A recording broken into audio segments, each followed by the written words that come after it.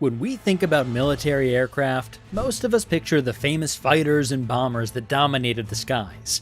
But beneath these well-known warbirds lies a fascinating world of experimental aircraft that push the boundaries of what we thought possible. Today, we'll explore 10 of the most extraordinary military planes that many people have never heard of. These aren't just regular aircraft, they're the results of brilliant engineers thinking completely outside the box. Coming in at number 10, we have the Northrop XP-79 Flying Ram. Now, this is where things get really interesting. Imagine an aircraft that was literally designed to slice enemy bombers out of the sky using its wings. That's right, this plane was built to deliberately crash into other aircraft. The Flying Ram's pilot flew the plane while lying prone, basically flying while lying on their stomach. This position wasn't just for comfort. It allowed pilots to withstand higher G-forces and gave them a better view of their targets. The aircraft was built using magnesium alloy, making it incredibly strong. What made the Flying Ram truly unique was its defense system. The pilot was protected inside a welded magnesium chamber that was 1 inch thick.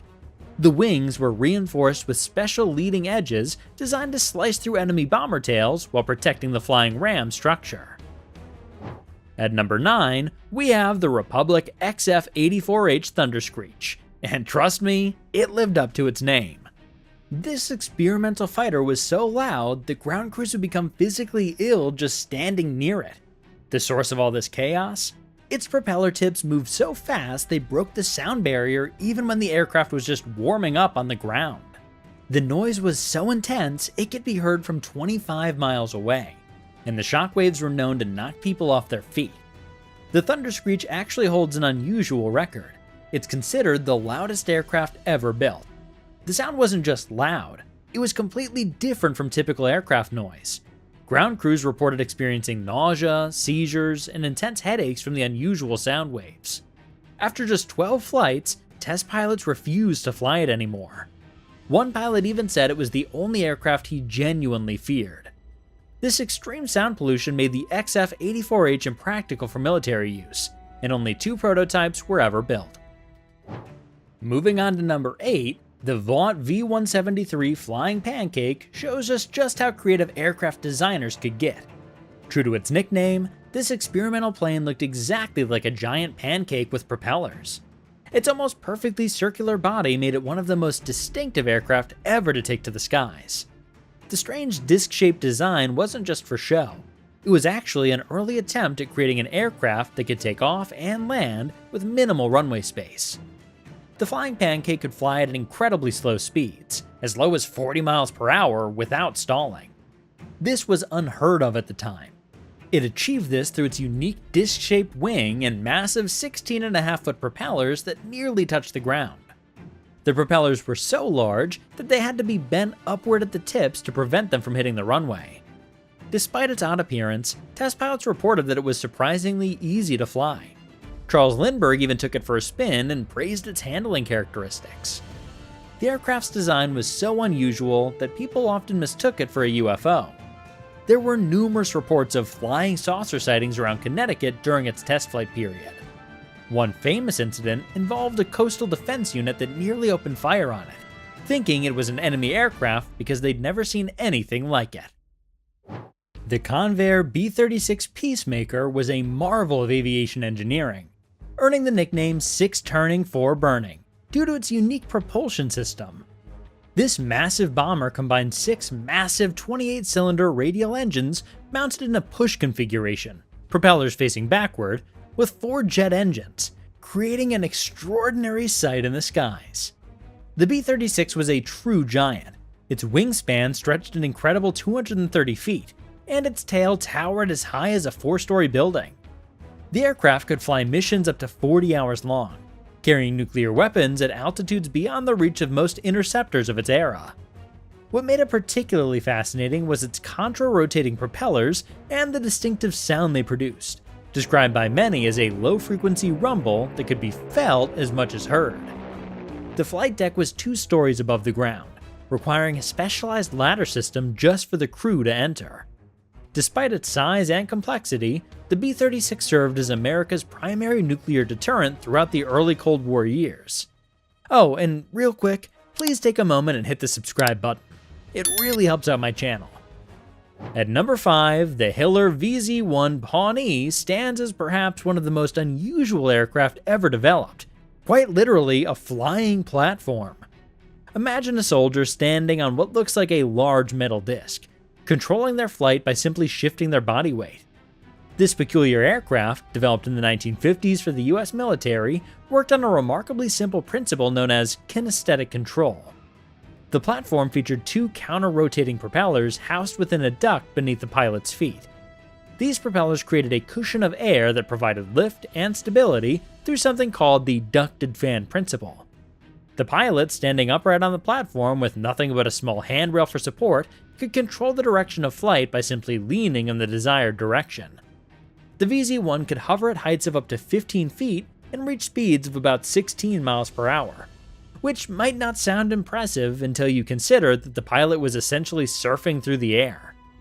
Testing showed the platform was surprisingly stable and relatively easy to control, even for inexperienced pilots. The US Army envisioned using these platforms for reconnaissance missions as they were small, quiet, and could operate in confined spaces. Despite its innovative design and successful testing, the VZ-1 never went into production. The military eventually decided that the platform's low speed, limited range, and the pilot's exposure to enemy fire made it impractical for combat operations. However, the VZ-1 remains a fascinating example of how creative thinking can lead to unique solutions in aircraft design. At number 5, we have the Lockheed XFV Salmon. It stands as one of aviation's most daring experiments in vertical takeoff and landing. Think of a fighter plane that lands and takes off while balanced on its tail like a ballerina in point.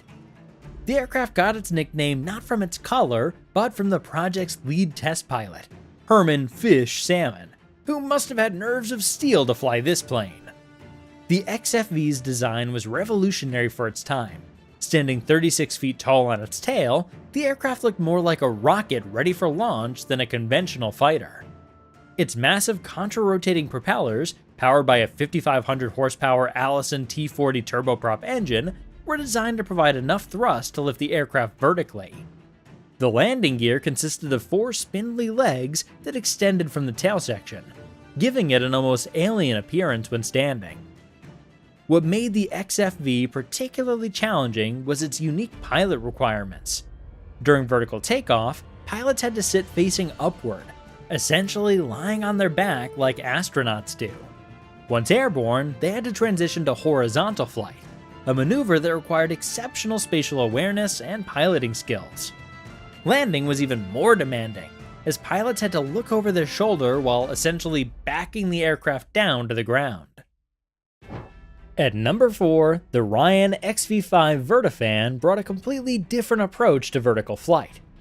Instead of tilting the entire aircraft or using rotating propellers, the XV5 incorporated large fans built directly into its wings and nose. These fans were hidden behind doors that would open when vertical lift was needed, transforming the seemingly conventional aircraft into a hovering platform. The XV5's fan system was a marvel of engineering for its time. 2 5-foot diameter fans were mounted in the wings, while a smaller 3-foot fan sat in the nose. These fans were powered by exhaust gas from the 2 J85 turbojet engines, which was diverted through a series of ducts. During vertical flight, the wing doors would open, allowing the fans to create a powerful downward thrust. The nose fan provided precise pitch control during hover, giving pilots unprecedented maneuverability at low speeds. The transition from vertical to horizontal flight was particularly elegant. As the aircraft gained forward speed, the wing doors would gradually close, and the engine power would be redirected to conventional jet thrust. This smooth transition was one of the XV5's most impressive features, as many other VTOL aircraft of the era struggled with this crucial phase of flight. Only 2 XV5A aircraft were ever built, and tragically, one was lost in a crash during a demonstration flight in 1965. The surviving aircraft was modified into the XV5B, which continued testing until 1972. Despite its limited production, the XV5's innovative lift fan concept influenced future VTOL aircraft, including some modern military aircraft designs. Both the XFV and the XV5 represent bold attempts to solve the challenge of vertical flight, each taking radically different approaches. While neither aircraft entered production, they pushed the boundaries of what was possible in aviation and contributed valuable lessons to the field of VTOL technology. At number 3, the Douglas X3 Stiletto. Imagine an aircraft that looks like it flew straight out of a science fiction movie. With its needle-sharp nose and sleek, razor-thin fuselage, the X3 Stiletto earned its name honestly. This remarkable aircraft was unlike anything else in the sky. Its fuselage was so slim that the pilots practically had to lie down to fit inside the cockpit. The Stiletto's design was revolutionary for its time. Its wings were extraordinarily thin and short, and the entire plane was crafted from titanium and stainless steel, materials that were rarely used in aviation at that time. While it was designed to reach speeds over Mach 2, its engines couldn't quite deliver the power needed. Still, the Stiletto's research proved invaluable for future aircraft design, particularly in the areas of high-speed stability and heat-resistant materials. At number 2, the F-111B, a bold naval experiment. The F-111B represented one of aviation's most ambitious attempts to create a multi-role carrier fighter. Its revolutionary variable sweep wings could adjust from 16 to 72.5 degrees, theoretically combining the best features of conventional and delta-wing aircraft. Despite advanced features like the AWG-9 radar and Phoenix missiles, its 79,000-pound weight and 75-foot length proved impractical for carrier operations. Pilots struggled with poor visibility during carrier approaches, and the aircraft's sluggish handling at low speeds was particularly problematic. After spending $377 million on 7 prototypes, the Navy canceled the program in 1968.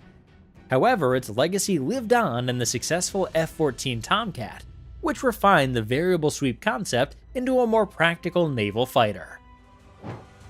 At number 1, the XB-70 Valkyrie Speed King.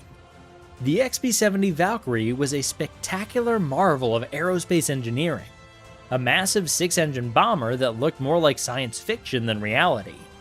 Its most innovative feature was the ability to sustain Mach 3+ flight through ingenious design elements like drooping wingtips that created compression lift by trapping shock waves underneath.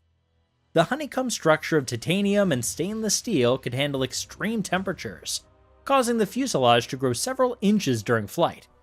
At altitudes above 70,000 feet, the aircraft would cruise faster than a rifle bullet, powered by 6 engines mounted side by side. The forward-positioned cockpit and canard design gave pilots the sensation of driving a school bus from the second floor. What made the Valkyrie truly remarkable was its ability to operate in an environment where the rules of conventional flight seemed to bend. At full speed, the aircraft's skin would heat to over 600 degrees Fahrenheit, requiring special fuel that acted as a heat sink. The sonic boom it created was so powerful it could be felt on the ground from 70,000 feet. Only 2 were built, with 1 lost in a tragic crash.